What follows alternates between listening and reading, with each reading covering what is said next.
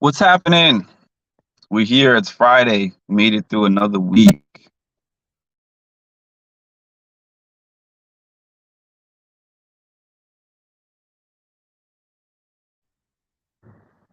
We made it through another week. Hopefully, this stays on. Hold on. Hold on. Hold on.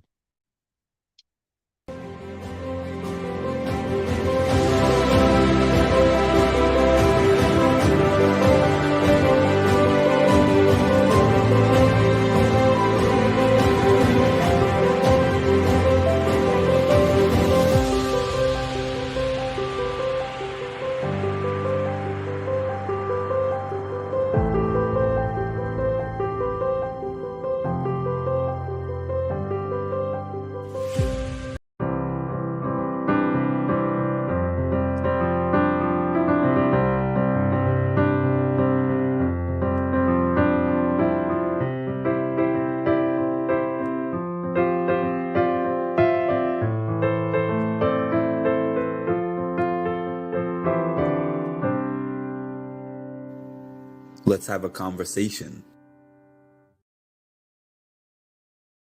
What's up, y'all? My apologies for being late. Hold on. Let me get rid of this banner. Yeah. My apologies for being late. I'm going to be back on schedule June. I'm not even going to say this week. I'm not going to say next week. I'm going to say June because I have a trip coming up to Canada next week. So I'm not going to be consistently doing these lives until I get back to like a consistent set schedule. I made it through the week. Sunday was my dad's memorial service. Monday was the burial. Tuesday, Wednesday, I had off work. Monday, I had off work also. Monday, Tuesday, Wednesday. Thursday, I went back to work, and Friday, I went back to work. Thankfully, my job was understanding with me. They knew that I was not going to be able to provide a whole lot this week, and I didn't. But here we are, Friday. So this is just a quick one. I'd love if I had some comments here, but if I don't, this is going to be a very quick one. I forgot what I titled this, but I know that this was about remote therapy, text therapy, and the mental health crisis, right? So I started as a peer counselor 2015. Well, 2015 is when I got my certification to be a peer counselor. So I've been doing that for approximately 8 to 9 years now. And when I started doing group counsel, where I would counsel groups of anywhere from, let's say, 10 to 30 people. And my style at first, well, that's not really important right now to the conversation. I might get into that later. But I did group counsel to start out. I was doing that for 3 years, leading groups, and then I got offered a position doing individual counsel in a behavioral health clinic. I did that for a couple of years until we got to the pandemic. So what became prevalent was 2020. I know that it started a little bit earlier than that in 2019, but it became really bad in 2020, especially here in New York. Let's see. So I remember going into work. I think it was March 13 of 2020 after going into the office every day. I was doing an office job. I have my office. I meet my clients in the office. They come in, they talk to me about their problems, their issues. I provide them support solutions, and they go home. And we left that day and we saw all this stuff about coronavirus on the news. And then they were like, we're going to be closing, I think, 2 weeks for deep cleaning. And everybody's going to be in their homes because this was a quick solution to what everyone perceived was a quick problem. We're going to send everybody home. We're going to do some deep cleaning, and we're going to have everyone stay in their house, limit them being outside, limit their driving, limit them from going to parks and playgrounds and stuff, and close out the schools. And then in 2 weeks, everyone's going to come back, and this is not going to be a problem anymore. And we found that it was still a problem. So 2 weeks became 2 more weeks, and then it became a couple of months, and then it became more than a couple of months. And then we were all the way from March until about September or so. How many months is that? April, May, June, July, August, September, 6 months. And during that 6 months, I started doing telesessions. And everyone, I mean, most people know what telesessions are. It's just, now it's the way of the world. But at the time, it was just an option for some.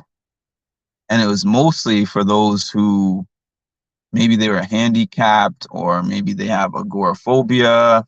They have some kind of illness or reason why they can't leave their house to come to a session, because most were come in person sessions, right? So when people were coming into the office to see me, I felt like the sessions were better because a lot of them have issues in their homes. A lot of them came into the office because of the issues that were going on in their homes. So coming into the office, it provided a safe space, and a place that was away from the problem that they were facing in their home. So I would call them up. Hey, this is Mark from such and such counseling center. Hey, Mark, how's everything going? Oh, everything is going great. Everything's going good. And I'm like, everything is going good.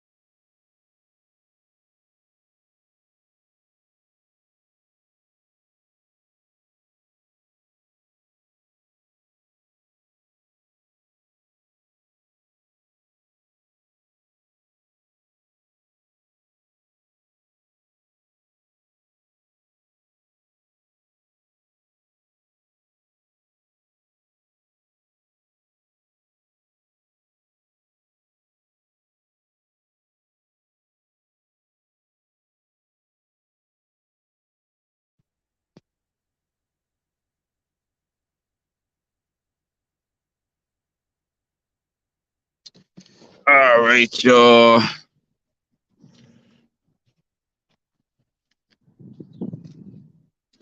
Apologies for anyone who was listening or watching. But continuing on with what I was saying,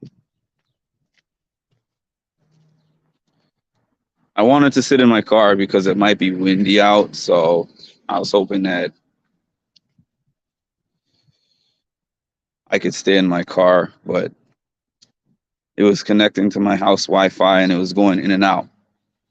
But what I was saying was that when I spoke to those people in their homes, when I was calling them and they were in their homes, I was getting a lot less of a transparent version of them than I was when they would come to the office, because in the office, they could just come and be themselves and not have to worry about anyone listening or hearing them in their house. And a lot of people told me that they had a preference. A lot of people told me they had a preference for in-person sessions. Now, telehealth and video health is the way of the world. And there's no problem with that. You know, whichever way works best for you, I'm fine with that.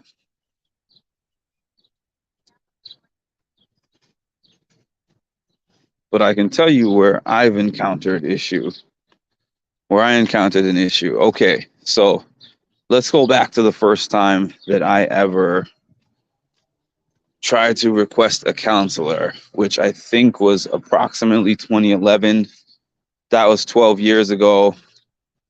And the world of mental health was a lot different in 2011 than it is now. But then some parts of it are the same, as I have learned. And I'll tell you which parts of it are the same. Back then, I remember going through an intake process, and a few intake processes, as a matter of fact. They asked me all these different questions. Danger to yourself or others, blah, blah, blah. Do you want to harm yourself?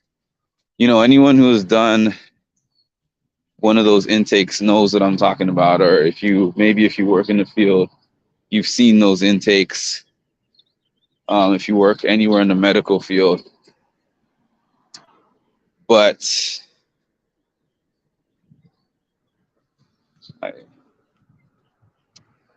I got put on waiting lists, long waiting lists.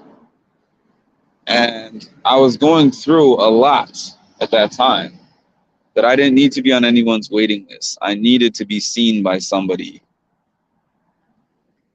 I needed to be seen by somebody, and I needed to be seen soon. And I wasn't. It took months before I got seen for anything.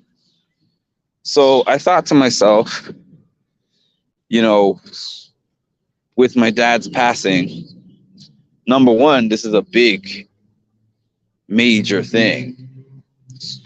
And I'm also thinking it's 2023. So there's a lot more therapists. There's a lot more mental health initiatives going on. It's going to be a lot easier for me to see somebody. Didn't have to be today or even a week, but within a couple of weeks. I thought that would be a fairly simple thing to find somebody that could see me within that span of time. So I reached out to my employee assistance program. I explained my need, and they gave me a couple of options. So I initially opted. I told them I'll do the video, or either the video or the telehealth. So they said, we're going to give me a minute. I'm going to check and see if there's any providers that are available to talk to you within the next 2 weeks, right? So they looked it up for the video health, the video and telehealth, and told me we're all booked up. There's no video or telehealth available. I was flabbergasted. I'm like, video and telehealth all booked up? But then I thought about it and said, well, probably that's what most people do nowadays, because we were doing this like hybrid. We started off doing this hybrid thing when the shutdown first happened, and then it changed from hybrid to most people just doing telehealth and video health, because everyone's like, it saves me time. You know, I don't have to leave my house, and I don't have to worry about the stigmas of going into some kind of psych clinic or behavioral health clinic. You know, I could just sit in the comfort of my room. But still, I was like, wow, it's all booked up. So I was like, okay, I guess I will go in person, which is not really what I wanted to do, but I said, I'll do that. They gave me a big list of providers in my area. I called all of them, and there was no availabilities anytime soon. And my needs right now are immediate needs. They're not needs that can wait. So they offered me option number 3, which is Talkspace. And I know a lot of you have probably heard about Talkspace and BetterHelp and things like that. I've heard of them too, but I've never really looked too deeply into them. But these are not services that are covered by your insurance plan, which to me essentially makes them like life coaching. I'm not saying the service provided is the same thing as life coaching, but it's outsourcing. It's a way that people can just go online with their credentials and then you connect with them, but they're not working on behalf of a clinic. I have my thoughts about that. Now, if it's like a private therapy, a private therapist that is like, I don't take insurance, I require $100 a session or 150, 200, whatever it is. I know people who have done that. And as a matter of fact, I've done that before myself. I received therapy from somebody who was a private clinician, but you can't necessarily guarantee the same quality of a BetterHelp or what is that thing? Talkspace. You can't necessarily guarantee the same quality because there is not a standard that you would get from a clinic, and like a person who has their own personal business, you know that you're either getting them or people that they have handpicked. Whereas Talkspace, BetterHelp is not necessarily an employer. What else was I going to say? Oh, yeah. So I said, okay, I do want to see somebody and I do need to see somebody. So let me try this Talkspace, because even though it's not covered by my insurance, the EAP program will pay for the first 6 sessions. And then after the first 6 sessions is like $125 a month. But the way that I saw it is like, I'll do the 6 sessions, but while I'm getting the 6 sessions, I will seek out either in-person or video provider that is covered by my insurance. And then maybe by the time I'm getting towards the 6, or maybe I finish the whole 6 sessions, and then I can just get right in with the next person who is going to be covering me more long term. So when I went on the website, it showed me this thing. Let me see if I can add this. I probably can. Give me a minute. I think I'll be able to add this so that I can show you guys what I want to show you. Okay, we're uploading. So yeah, I can do it. If you can see, this is the first message that popped up when I was trying to sign up. It says, we recommend messaging therapy. Due to increased demand for mental health service, the fastest way to make progress is with message therapy. I did not like that. I did not like that.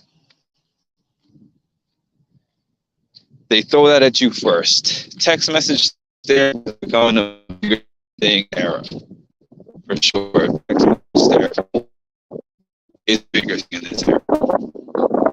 And whatever.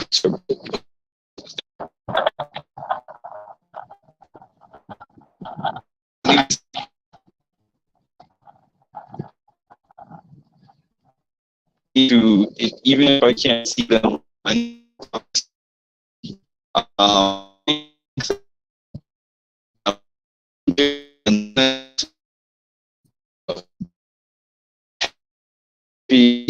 everything that I think that was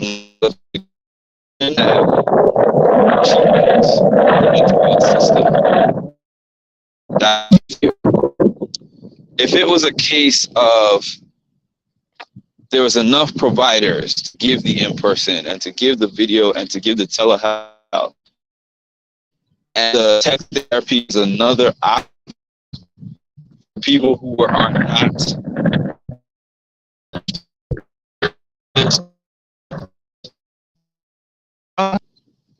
because there's people comfortable going in to see somebody. I'm not comfortable video chatting somebody, but I am comfortable with text, serving another demographic. But when you provide that as the option instead of being able to get the traditional methods that help a lot of people in this world, like here, use the text, because the text is the, what do they call it? The fastest way to make progress. What kind of statement is that? What kind of statement is saying that it's the fastest way to make progress? If progress means it's the fastest way that you can reach somebody, to get somebody to do text therapy with you than you are to get to video or talk therapy, say that. That's fine. Say it like that. Say it just like that.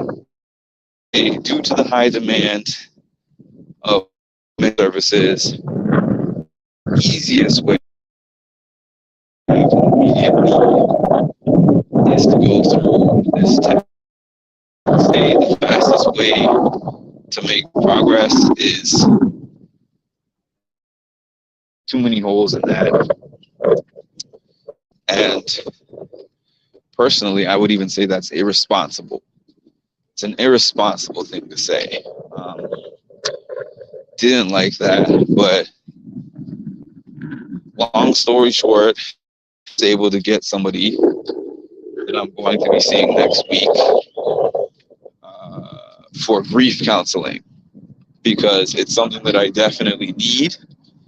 I've realized how much I need it, especially this week. They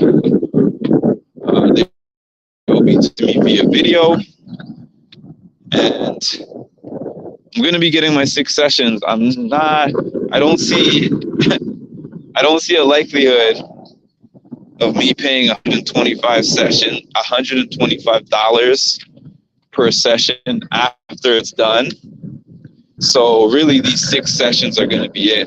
The interesting thing about Talkspace, some of you might have already have heard of it or used it before, but Talkspace offers an option of either your video or telehealth session or unlimited text messages for the week. Unlimited text messages for the week. Yeah, text messages not for me, like I said, but after I do my sessions, I'm definitely gonna be giving a little review about Talkspace and my experience with it. But what do y'all think? Are y'all enjoying this new world where we don't really see each other, we don't really interact or communicate in person, and we do a lot of this, like this YouTube page that you see me on, or, you know, we do telehealth sessions, we do video therapy, and now text therapy, which, as you said, as you saw, they're really trying to push text therapy. Let me know what you guys think. I want to know, is it just me who feels this way? Other people feel this way? Have you used some of these services? What have been your experiences? and we'll go from there. Talk to y'all later.